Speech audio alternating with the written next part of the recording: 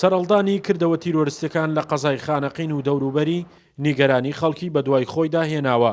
دوایین کردەوەی تیرۆریستیش کە لە شەوی هەینی ڕابردوو ڕوویدا و تێیدا دەکەس بوونە قوربانی هێندەی تر نیگەرانەکانی خەڵکی زیاد کردووە و داوای گەڕانەوەی هێزەکانی ئاسایش و پێشمەرگە دەکەن بۆ پاراستنی سەر و ماڵیان. ئیمە داواکەین لە ئاسایش خۆمان، لە قەیمەقام خۆمان، لە جەماعەت خۆمان خۆیان شارەکە بگرن. یە شار خۆمانە و هەلاوەڵە خۆمان هەر حمایەتی کەیمن. قبول ناکەین غەریبە بادە شارمان وێران کرد. وەزع خانەقین وەرە خراوی چێت. حقیقت هەیە تقریبا 6 مانگە وەزع خانەقین فرە خراوە. ئێمە گشت میلەت خانەقین خازانت. جاران خانەقین لە ئەمان یەکەم قەضائبی لە عێراق. دو سیارەی ئاسایش داشتی من دەوریە حفظ ئەی منتەقە کوردیون. فوڵای داواکاری کەم. لە ملت خانەقی مزارە دەربچن چی دەربچن برا.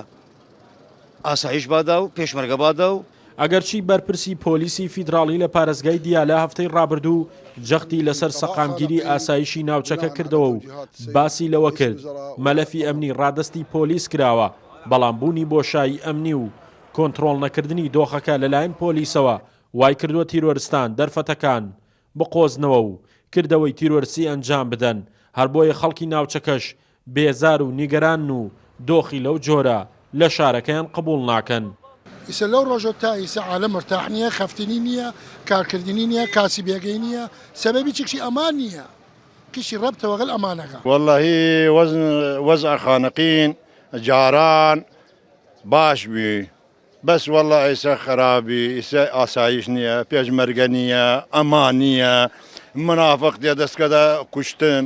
ئێمە گەرەکمانە ئاسایش داوەزێت و کوردستان وەک جاران پێشمەرگە داوەزێت حاڵەکە زۆر ئاسایی ئەوێت و بەلە ئەمە ئەم چێ لە بۆچی نەوی سە بەختیاری سێر حاڵ بەختیاری بکەوت سێر حاڵ خانەقین کە بزان چیلیاتیە. دەرەنجامەکانی ڕیفراندۆم دۆخی ناوچە کێشە لە سەرەکانی گەڕاندەوە بۆ ساڵانی ڕابردوو، وێڕای باڵادەستبوونی حکوومەتی ناوەندی لەو ناوچانە و پاشەکشە پێکردنی هێزەکانی ئاسایش و پێشمەرگە، هەروەها پاراستنی سەلامەتی گیانی هاوڵاتیانیشی خستە ژێر هەڕەشەی گروپە تیرۆریستیەکانەوە و بە ئاسانی و بێ هیچ ترسێک خەڵکی ناوچەکە دەکەنە قوربانی.